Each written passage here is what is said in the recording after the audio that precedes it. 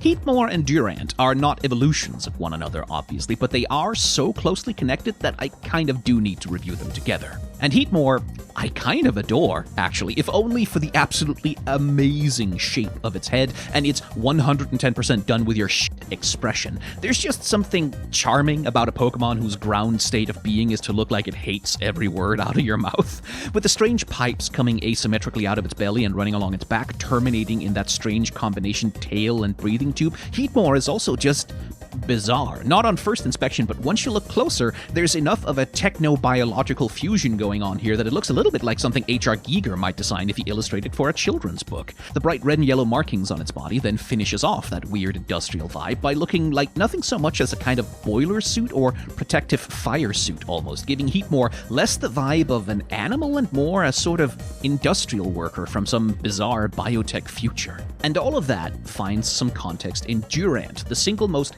hateful-looking, evil little son of a bitch to ever emerge from the pen of Ken Sugimori. This thing looks like it hates you. It hates you, it hates your family, it hates your dog and your friends and your town, and it hates the ground that you dare to stand on. It looks like every moment of its life is taken up with fantasies of the pain that it will inflict on anyone who so much as looks at it wrong. This comes from the sharply squinting red eyes, yes, but it's also those crinkled, sharp-tipped legs that look like they were designed to painfully stab anything that it steps on. It comes from the red being the only color in a otherwise completely gray color scheme, and it comes from the repeated motif of snapping jaws not only in its jaws, but also in the joints and welds between its sheer metal armor plates. It looks like even if you cracked its armor open, the edges are designed to cut and shear and mangle you for achieving it.